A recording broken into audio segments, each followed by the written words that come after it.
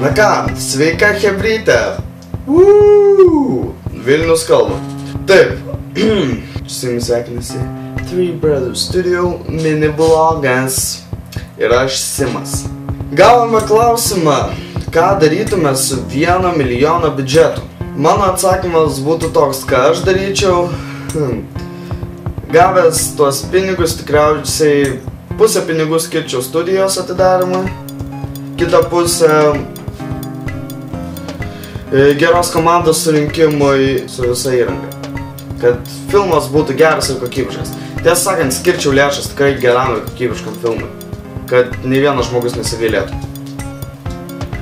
Tai va, labai apgailestaujame, kad mūsų blogas šitaip vėluoja. Suprantat, būna tokių dalykų kaip kino pavasaris, kiekvienas ten, vienam ten reikia eiti vieną daryti, kitam reikia kitą daryti, trečiam dar kažką daryti, vieną žodžią nesusikalbam chebrytė ir gaunasi taip, negerai ir negražiai. Tai va, bet nuo šiol mes pažadame, kad stengsimės kuo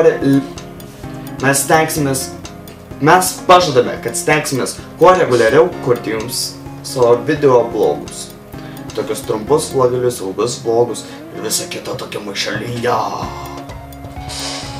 Jei dar nematėte filmų iš kino pavasario, būtinai aplankykite. Kino teatruose kai kuriuose dar rodo filmus. Ir tie filmai yra labai įdomus, labai geri. Ir jūs tikrai jausitės pamatę gerų filmų. Aš jums patariu.